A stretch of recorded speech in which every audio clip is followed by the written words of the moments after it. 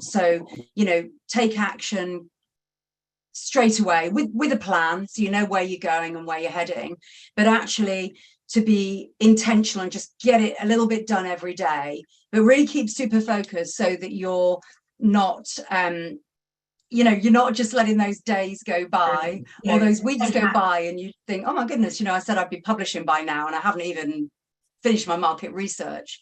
Not to say that there's you should sort of hurry it along and skip corners, because there's no, it's not like a get rich quick thing that we're doing. We want something that's going to sustain for the long term, but it's about that being intentional and just being really careful that everything that you're doing, and this was the missing piece for me, that everything that I was doing was actually high income producing.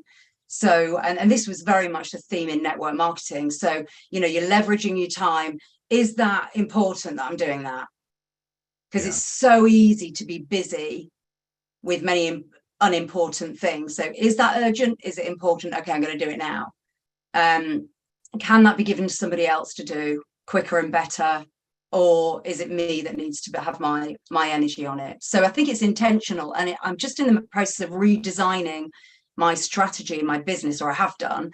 One of the things we were talking about with our email marketing is it was a bit, it's very consistent, but it's sort of haphazard in terms of its strategy. It hasn't been as intentional, because I'm trying to do this analysis. Why are the people at the top ranking at 500 on Amazon? What are they doing? Is it that they've been around for 7 years?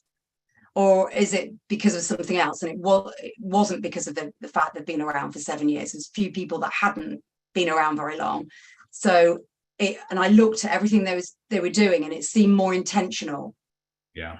Rather than busy. Does that make sense? It makes total sense. They have a system, right? It's, and I'm going to put the link to the Digital Wealth Creation Challenge in the group as well. I saw where I think Donna was asking for it.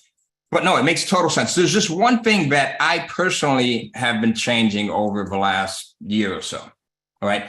So before I used to say, you know what, there's no such thing as, don't look at this as a get rich quick system. I've changed that for myself, right? I would hope that you look at the things that you're doing as get rich quick. Not in a traditional sense that we would look at it, right? As things being scammy and spammy and having a negative connotation to it. But from the standpoint of it happening quickly. Like, we don't have a lot of time on this earth. And we don't have 150 years to get rich, right? Like, so we have to move with urgency. The importance of moving with urgency is that, number one, you get it done, you get it out of the way, you accomplish some of the things that you want to do, so that now you can go in and work on some of the other things and work with some of the other people and be present in the lives of other people that are important to you. Right? So I've kind of changed my tone on that 100%. Like, I don't want to take forever to do something, to accomplish something, whether it's wealth building, me getting better with my health, whether it's me getting better with my relationship with my wife, my children, because none of us are promised a certain time frame here. So if I can go in and get things accomplished with intention, with a plan, as Caroline said, it's the smartest thing you can ever do is having a plan, as she said, and then you act towards that plan. And the beautiful thing is we can do this with anything, any area of our life that we want to, right? My daughter Summer, I'll use her as an example, right? When she was 4, our oldest daughter, Maya, she would partake in like competitive dance and beauty pageants. And I remember us going to a beauty pageant one day with our daughter, Maya. And Summer's like, I want to do that. At 4, she decided that she wanted to start taking part in beauty pageants. So she totally submerged herself in it with our help, of course, because a 4-year-old, they're only limited to some degree. She became one of the best of the best of the best, would win awards from state to state, regional awards and everything else. And she did that for a couple of years. And then I think she was like 9 and she was like, I don't want to do this anymore. But it was with that speed of implementation. She saw her older sister doing it. She said, I want to do this. She totally jumped into it, became the best. And it was one of the best things for her ever because she was very introverted. when an adult would come and talk to her, she would hide behind my or my wife's leg. And then becoming immersed in the beauty pageant world, now she's able to get on stage, she's able to speak, she's able to talk about some of her goals, her dreams, her ambitions, encourage and influence other young ladies of her age, 9-year-olds, 10-year-olds. So it's all about knowing exactly what you want, as Caroline said, and then jumping into it and having a plan, having a purpose, and moving with urgency, right? I think the biggest mistake that we make is we start to tell people, and we listen to society tell us to slow down, take it easy. You got to crawl before you walk. All of these things that don't really benefit us. Now, if you look at it, you study millionaires, you study billionaires. These are people, and you study people that are at the top of their fields, athletes, entertainers. They have a purpose, they have a plan, and they move towards it with urgency. They're not overthinking it. They're not overcomplicating it. They're not overanalyzing it. But they are moving with that laser focus. And when you get to that point, that's when things totally change for you. That's when it totally changes for you. I mean, here, even in the company, we get an idea, we start to move on it the next day. I get an idea for an ad, or if someone on my ad team comes in and they have an idea, they're moving on it right away. Like, we don't wait. Like, we move on it right away. If I get an idea for something that I want to do in one of my companies, I'm moving on it right away. This morning, I posted 2 projects on Upwork because I got the ideas as I was in the shower this morning. Wrote the ideas down on my phone, flushed it out 100%, in literally like 7 minutes, went in, posted it on Upwork right before I jumped on this call. So an idea for a social media strategist, someone that's an expert in their area, someone that's passionate, someone that lives, eats, and breathes social media on whatever particular platform is important to you. Right? So it's all about moving really quickly. And to do this, honestly, you have to have the right people around you. And right now, if you're starting out, you may not have a team, which is fine because no one starts out with a team. Everyone starts out as one, right? Would you agree? Everyone starts out as just one person. You just have that idea. But as you start to grow, if you don't have the right people around you, and right now it's the people that's maybe in your household. So sometimes if you have an idea, you can share those ideas with those people if they're embracing, if they're supportive of the idea. And if they're not, then you can keep them to yourself. There's no harm in either way. But as you start to build out your team, you also have to have the right people around you. Yeah, I had a call with our team. I don't know when this was, Caroline. I don't even know if you remember this call, but I was actually in our beach house down in Myrtle Beach. And I'm like, listen, guys, if you don't want to be part of a team, that's fine. I just want to be around A+ people. Like, and if you're not an A+ person, I want to be around people that are striving to be A+ people, because I know that I get energy from other people, and hopefully I can fuel energy to other people. So I don't want to be around people that are just casual about what they're doing, that have no real purpose, that don't even want to figure out their purpose, because it's going to bleed into me. So the people that you are around, it's a beautiful thing that you're part of this group, that it works both ways. When you're around people that have a desire, to have passion, that have a purpose, even if they don't know what their purpose is yet, that's going to encourage you. You're going to soak that up. But by the same token, if you are around people that are the energy suckers, the vampires, that's also going to feed into you. We have no choice but to take in the energy that we're most around. That's why you want to work with people who light up the room when they enter it, not when they leave it. That's what I always say.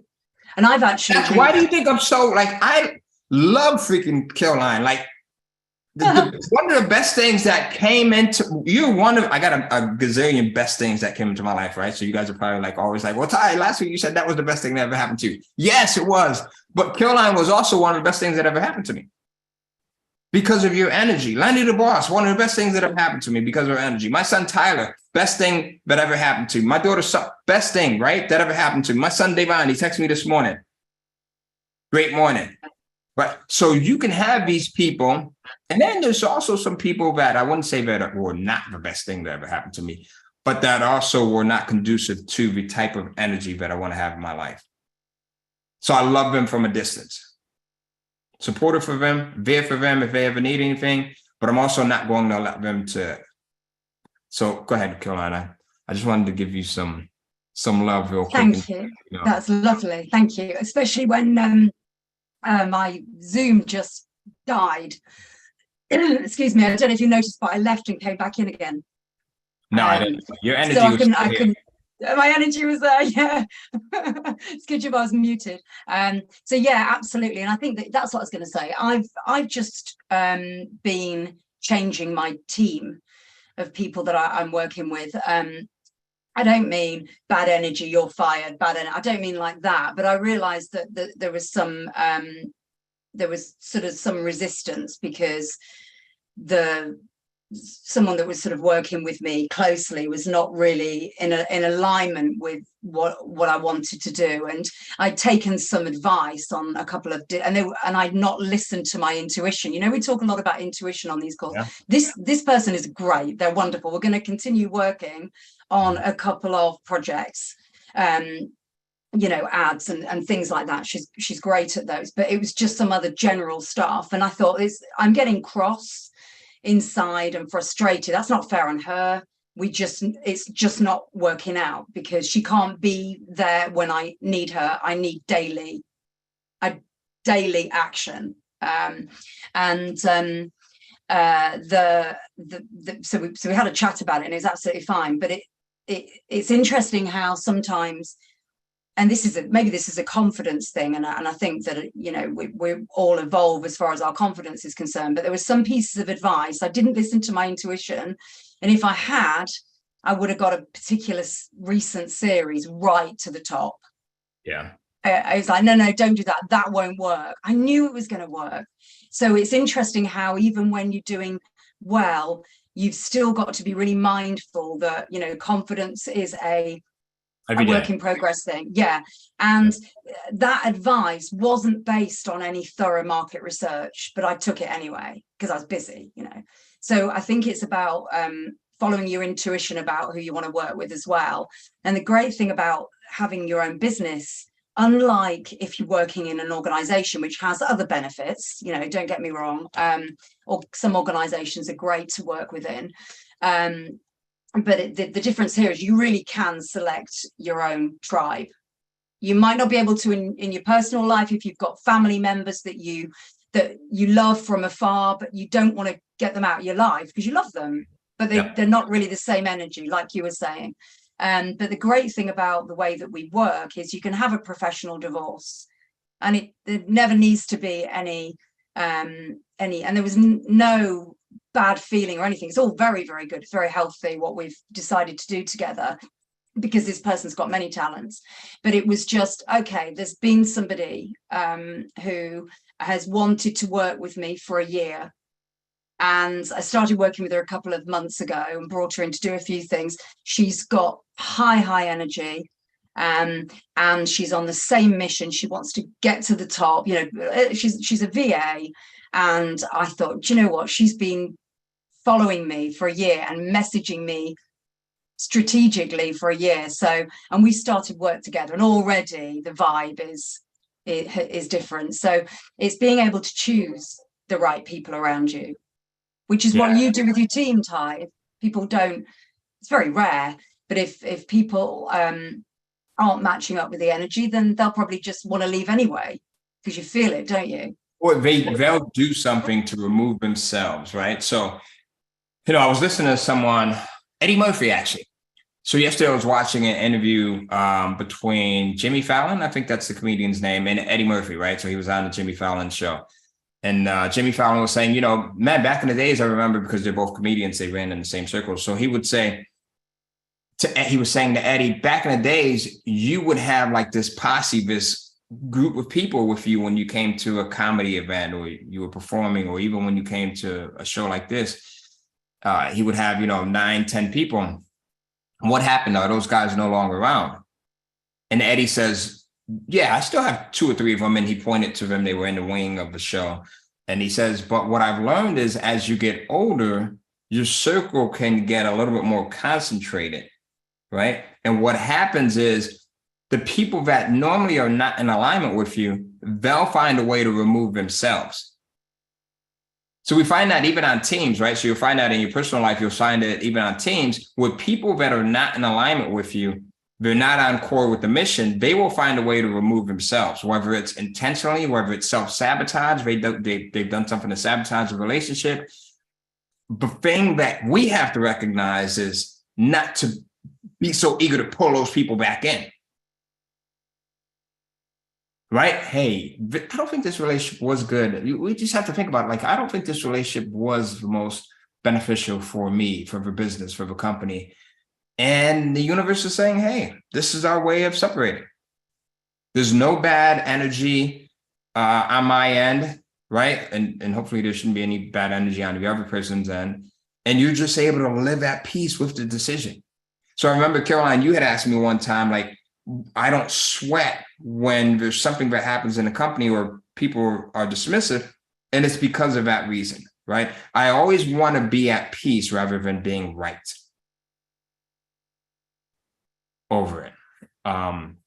So there's going to be, listen, the next couple of years, would you guys think, put it in the chat box, let me know, because I'm curious too, because I'm kind of conflicted on this, but I want your opinion. Do you think that we are going in or have been in a bad economic period? And I'm not talking about us individually. I'm talking about globally, or I may be talking about just the country that you're in, right? We're seeing things about the interest rates, right? We're seeing things about housing prices kind of fluctuating all over the place. I spoke to a buddy of mine who lives down in Miami, and he's like, where he's at right now, people have to make what they're making. They might be making $68,000 a year, but the cost to live in Miami might be $88,000 a year. So you're $20,000 behind, which is, it's crazy, right? And we don't hear about these things on the news, because what happens is if we hear about it so much, then it creates this massive amount of panic. But what we're seeing right now and what we're going to see in the next couple of years is going to be insane. I think it's going to be worse than it was in 2007, 2008. I had a terrible time in 2007, 2008, because I was using a business model that wasn't conducive to what happens with recessions. And I was also going after people that weren't really open to bettering themselves like you guys are. And because of that, I had a tough time, and it was one of the best times ever for me, because 2009, 2010, 11, 12, I just continued to grow personally and business-wise, right? 2007, 2008, terrible. 2009, 10, 11, 12, and on, beautiful. So I say that to say that over the next couple of years, we're going to see, who remembers the book A Tale of Two Cities, right? What was one of the most famous lines from that? It was the best of times. It was the worst of times, right? Surely I can remember that, even with me being, the ace that I am. It was the best of times. It was the worst of times. And that's what we're going to see. We're going to see where it's been. We'll look back at this period, and it's been the best of times for some people, and it's been the worst of times for some people, unfortunately. You want to be in that category where you can look back and you can say it's been the best of times for you. And the way that you do that is embracing proper speed of implementation. The way that you do that is by pivoting to embrace the best that can come along with it, or pivoting to embrace the worst that will come along with it. We're going into a period right now where you're going to see, listen, when we went into the pandemic, for my Kindle business, for my digital publishing businesses, it was the best ever. I've been publishing for 14 years at that time, 13 years or so. We go into the pandemic, there's industries that are collapsing, people that are struggling with employment, probably some of you. But for those of us that were publishing to Amazon and that were publishing digital content, it was the best. And why was that? Why do you think it was? And why do you think it'll continue to be? Because people were home. People were open to embracing technology. People were open to being on Zoom, right? Prior to the pandemic, it would have been tough to get a ton of people on the Zoom. because no one understood the technology. No one was open to embracing the technology, learning of the technology. Pandemic comes, we're forced to do it. If we want to see our family, look, my family was doing, my cousins and aunts, they were doing like Zoom meetings on Sundays. My Aunt Margie, my dad's sister, who's 80-something years old, who I couldn't get out of Zoom meeting before, now all of a sudden she's heading the Zoom meeting and sending out the damn texts to the call. I'm like, Aunt Margie, it took this tragedy for you to embrace technology? Like, but you see that? So we had so many people that also embrace the technology. We're going to see that more and more. We're going to see people that, the other thing that we saw with the pandemic was people wanted to be entertained, right? Which is why my romance content, my mystery, my sci-fi stuff did really well and continues to do really well. Why the educational material did well, because people realized that they needed to go into other industries. They needed to reinvent themselves, right? They needed to prepare. We're going to see that, and we are seeing it. We're seeing more people at our live events. We're seeing more people at our challenges than ever before because of that. People want to find out what is it that they can do to start moving in a different direction. People from all walks of life. You guys can embrace that as well. You can embrace that with your Kindle businesses. You can embrace that with your micro office businesses. You're going to see more people that want to be educated in an informal way and that want to be entertained, right? Whether it's through romance or whatever it might be, to take their minds off of some of the things, to get a break every once in a while from all of the tragedy that we'll see financially. So you're going to see that. Now, also, like I said, it's going to be the best of times. Like right now, we have more weak people among us than ever before. Unfortunately, since like 2007, 2008, since the last time we saw this type of stuff, it's just been, it's like the wind blows in their face and they're crying about it. People are so insensitive. You can't say anything about anyone, right? You can't say anything about someone that might be male or female or black or white or straight or gay or whatever it might be.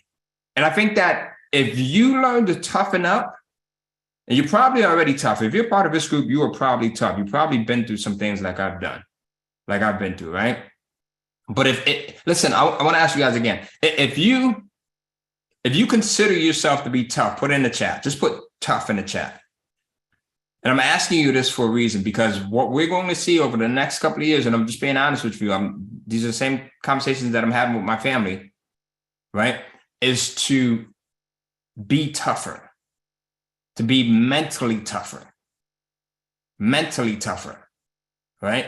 Mentally tougher. So if you consider yourself to be tough, just put it in the chat right there. And secondly, here's what I want you to think about. What made you tough? Like, what was that one thing that you went through in your life that it was a period for you where you were like, man, I wish I wouldn't have had to go through that, but you made it made you tough. You know, for me, it was having sickle cell, going to the hospital multiple times. It was having to have the 2 hip replacements.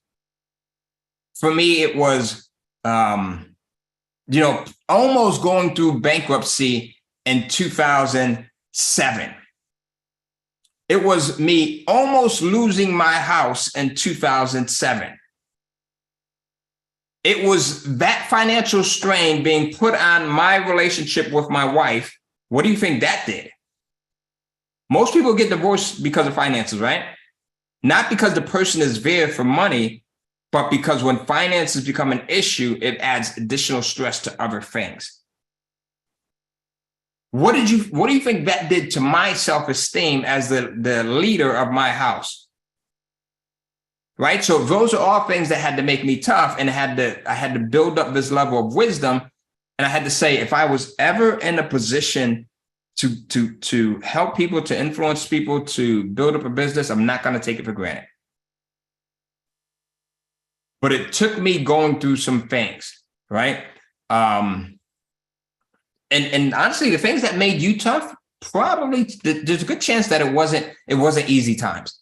None of the easy times that I had made me tough. Me having millions in the bank and millions I've got almost $9 million worth of property doesn't make me tough at all. Easy. The toughest thing for me right now is not taking it easy. The toughest thing is to say, I'm going to go chill out and not do anything. That's that when it becomes too comfortable, that's when it's dangerous. Because Regis Philbin, as he used to say, the poorhouse for anyone is right around the corner. Right? We saw it happen with Mike Tyson. Guy was making $30 million in one night. Saw it happen with people like MC Hammer because they allowed themselves to get complacent. So there's always that balance. So the things that made you tough, I guarantee, I don't even know what circumstance you went through, but I can guarantee you that it was not easy times. If it was easy times that made you tough, put it in the chat box. If having an easy time made you tough, put it in the chat box, right? It was something that punched you in the face and it made you tough. That's it. Sorry about that. So many comments in the chat. So many comments in the chat of things that people have been through that have made them strong as a result. And it's no surprise, is it, when you often, by having a period of not having, makes you, knowing what you don't want, makes you really determined to get what you want, you know, with your vibration, because it can all be done that way. And then with inspired action, like we were talking about the other day, because so many people that are rich now weren't rich, and they had extreme circumstances like you, like me, and then they sort of went through a transformation over a period of time, and their life did as well. So the contrast of it being really bad then makes people like launch this desire for it to be better, and then it starts to improve. So you're sick, you want to be well, you're broke, you want to you want to have security. You're spending all your wills, right? And you're like, oh my God, like this is for the birds. I want to spend time with my kids. I want to spend time with my family. You know, I had gotten to a point where my two oldest children, because I was working so much, them growing up was a blur. I'll be honest with you guys. But my two youngest, I had gotten to a point where I actually felt guilty at a time until I got out of that craziness. But I actually felt guilty about having an unlimited amount of time to spend with them because my businesses were bringing in income. Kindle business, digital publishing businesses, right? Other things. So now I'm like, oh my God, I could sit here and I could play with Summer on the floor and we can build this Lego set for 3 hours at 1 o'clock in the afternoon.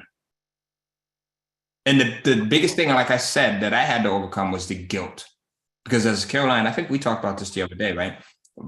Thinking that we have to put in 8, 9, 10, 11, 12 hours. Yes, there's periods, there's seasons where you do have to do that, right? But then there's also seasons after that where you start to reap the harvest. You start to reap the rewards. That, I think, the 4-hour work week, I think, is a fallacy initially. Mm-hmm. Right? There's no one that's going to ever do anything super significant putting in 4 hours a week. You know, the comedy of that was Tim Ferriss. How many people have ever heard of a book, The 4-Hour Work Week, right? Okay, so I see Dr. Tiny, you raise your hands. When he released the first edition of that book, I saw him on Good Morning America. I saw him on Regis and Kathy's show. This was that's how long it was, when it was Regis and Kathy. I saw him on ABC. I saw him on Triangle News.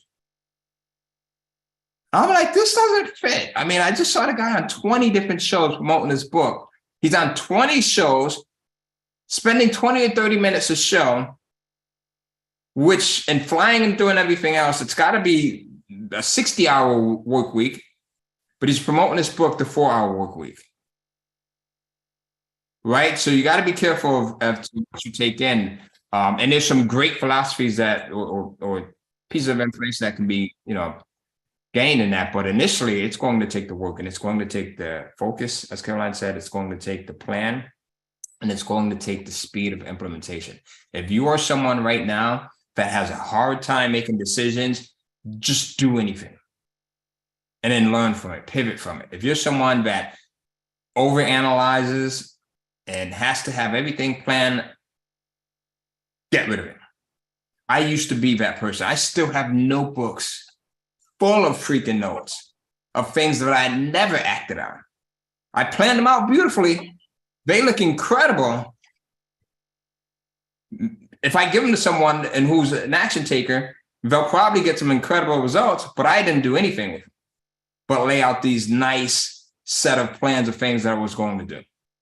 Right. So the speed of I got to get the word right. The speed of implementation is going to be huge for you guys. All right. And acknowledging that it's going to take a bit more at the beginning. And that's the thing, isn't it? Because then people get caught out with all these YouTube videos. You can build 10,000 a month in half an hour a day. Well, that might be the case 6 months or a year later or 2 years later. But, it's not going to be like that at the beginning, because you're going to have to learn some new stuff. It doesn't mean 12 hours. 20 hours a day. But I think the interesting thing with all of this is that when you're loving what you're doing and when you're in alignment with what you're doing, you're going to just work hard because you want to, because you just love it. And you've still got a great quality of life because you're not commuting for 6 hours a day, which is what I was doing for a number of years. And you're not having to ask for 5 days off, because I remember this, my dad's died. Can I have 5 days off? I just need some time, and it's just not like that. So you've got that freedom, but then there's this thing about busy, hard work. And I think people that are loving what they're doing and they're in alignment are probably the busiest people on the planet, like us.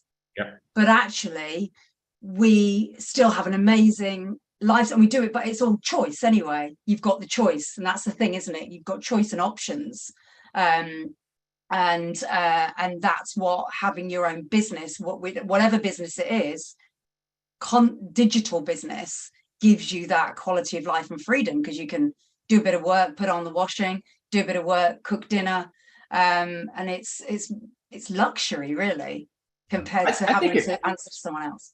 I think it also gives you a better attitude. I know with money, I have a better attitude than I did without money. I'll give you an example. So my wife, she comes to me yesterday. There's this cruise, and I have no idea the name of the company or anything, right? But there's this cruise that our neighbors are going on, and they had booked it. I think it's in June or something like that. She's like, oh my God, we should go on this cruise. They're inviting us to go on this cruise, right? And I look at the pictures, and I'm like, that looks incredible. It's going like Greece and all of these other places. I'm like, let's do it. Let's book it. When I was stressed financially, if she would have brought that to me, I would have been like, I'm busy right now. Let's talk about this later on. And then the later on never comes, right? So you have a much better attitude when it comes to things. Listen, guys, But two things that we're talking about here is the speed of implementation, making sure that you learn to adapt moving quickly and quickly on the right things, right? Moving with urgency in things and just putting it out there.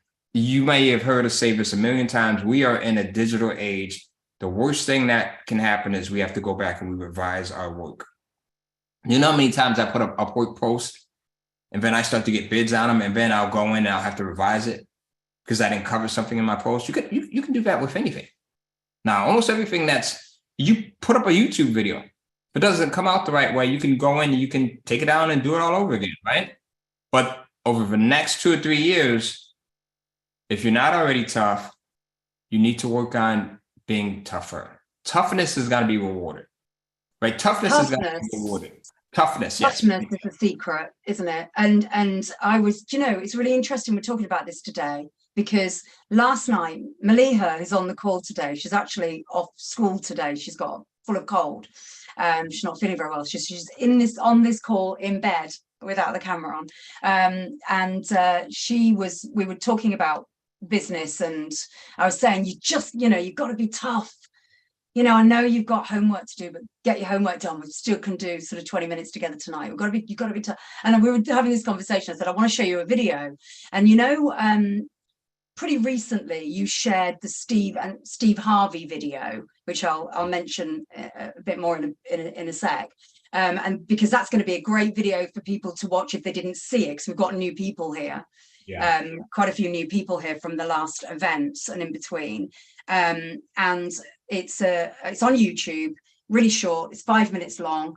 And it's the piece that we showed on the MMM about when Steve Harvey owed the IRS $22 million. And I said, look at that, you know, that's so tough. He actually didn't have the support around him to turn that round at all, because he'd been in a situation where his team and lawyers got together on a call, and he wasn't meant to be on the call, but his assistant had sent him a message, it sent the Zoom link to him, so he got on the call but didn't announce himself. And they were talking about him and saying no person can live with that much stress. Yeah. What are we going to do when he goes to jail? So Maliha, and he's overhearing this, right? He's overhearing it, and he didn't announce himself. I'm assuming he didn't announce himself. He just got off the call. Wife cried for 2 days because she's just, what the heck are we going to do? Which is that added stress. Yeah. So have a look at this video, and just for the background, I know some of you are familiar with it. He had been paying his tax to his accountant. He'd been sending checks in for whatever years. There was several, was it like 6 years? It was like 6 years, yeah. He'd been sending checks to the accountant, and the checks had been cash, so he just saw it going out of his account, but he didn't check beyond that. So the accountant, or whoever, the team, had been cashing in, or one person that had passed now, had been cashing the check. So the money was going out, but the check wasn't going to the IRS. So he had 22 million to pay, and he had a payment plan that he negotiated for $600,000 a month plus current taxes. And he was just in. And what do you do? That takes probably the most amount of resilience. Do I, go under, or do I pay this thing back? And he paid it back, and then he thrived. And it's just a fabulous video, the way that he ends it, because he then got sent a check because he sold 40% of his radio station. But I said to Maliha, that's what it takes. So even though you look at entrepreneurs and you think, yeah, but it's okay for them because they've sort of been going for 20 years, like Ty, I know he's been through a lot, but things are great now. Or you look at them and you think, oh, they've got like plenty of money, to invest in crypto or invest in properties and do those sorts of things. But actually, it's surprising that, even with him and the wealth that he had, even when it went all away, he still had that same amount of resilience and focus, even when no one else around him thought he could do it. Yep. And listen, once you learn it, no one can take it away from you. Once you learn, like personal development, the key to all of this stuff is understanding who you are and the power you have within you. Like all of the other stuff is secondary. And once you learn that, no one can take it away from you. It's like understanding copywriting. Once you learn copywriting, no one can take it away from you. Right. And that's the key. So I think we're coming up on almost 10 minutes we're going to make this one a little bit of a shorter call, guys, but we want to give you some homework. Remember, over the next couple of years, toughness is going to be rewarded. Like being able to overcome the obstacles, that's going to be rewarded. You got to see some things over the next, couple of months, over the next couple of years, and there's going to be people that can overcome them, and then there's going to be people that I was talking to a friend of mine. This guy is pretty young. He's maybe close to 40. Do you know in 2008, 2009, his dad had a business that was doing really well, and he hit hard times, and his father ended up committing suicide because of that. Right? He ended up committing suicide because of that, which is something that I wouldn't wish on anyone. A friend said that he was 24 at that time when this had happened in their family. And the only thing that he could think of is if he had only been able to do better himself, he would have been able to help his dad out, and he would still have his father here. There's some people that if you become better for yourself, you can help. There's some people that there's some people that you don't know, there's some people that will be introduced into your life later on at some point. And we do this stuff, it should be done not only for our benefit, Yes, you should benefit from it, but also for the benefit of other people and how we can influence and give other people some hope. You know, I was able to show my mom some things that she would not have been able to see. Or, I'm going to correct myself, that she does not believe, that she didn't believe that she would have been able to see on her own. Right? Because I made a decision to work on myself. So I'm asking you guys to work on yourself. Be prepared for the things that will come. And here's the beautiful thing about it. If you are prepared for the things that could possibly come and they don't come, guess what happens? You're still prepared. And now it's even better, right? It's even better, but you're still prepared. You're prepared in a way that you've built up additional skills. You've built up this way of thinking. You've built up this way of approaching things, right? You get to a point where you're not worrying about things as much, because things are going to happen. I mean, what do? You can't worry about it, right? You just approach it from a different standpoint. So that's it. Our homework for this weekend is think about what's this one thing that you're going to get better at practicing speed of implementation on. What's the one thing? Like, what is this thing that you're going to get better at just moving with more urgency on? You're going to get better at whether it's coming up with a book idea, whether it's posting on Upwork, whether it's getting up in the morning and going to the gym, right? Whether it's being a better communicator. That's one of the things that I'm consistently working on, is being a better communicator, right? What's one thing that for you this weekend, you are going to, it could be even something like making dinner. Unless you truly enjoy it. Like for me, cooking is therapeutic. I like it, right? But so you don't want to rush through that. But what's one thing that you can get better at and you can move quicker on? All right. With that said, I'm going to close this bad boy out. Caroline, did you have anything that you want to add before I do?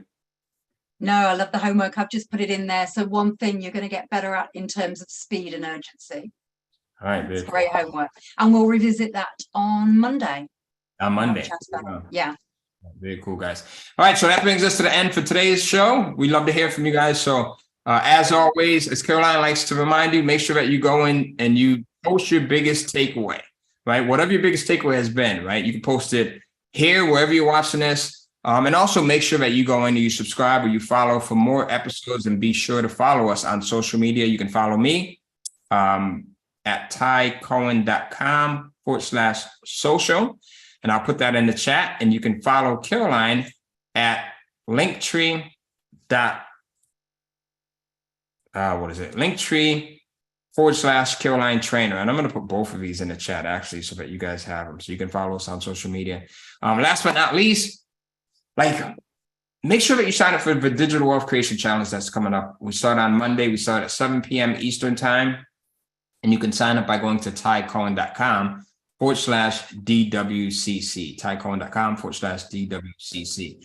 And I will put that link into the chat box. And with that said, have a great Friday. Have a great Saturday. Have a great Sunday, guys. Enjoy it. Go out, make some memories. Spend some time with your loved ones. Spend some time with yourself as well. Go in, pray, meditate, go take a walk, go in the store, go shopping, go buy a t-shirt, go buy a candy bar, right? Go on a drive with yourself. Spend some time with yourself. You are the most important person on this planet right here, especially if you have people that you care about, because if you do some cool things for you, then you'll be able to do even cooler things for them, right? So there you go. Lovely. Boom. All right, guys. Wonderful. Have a great weekend, everyone. Have a great one. Thank you, Caroline. I'll see you. Take care. See you.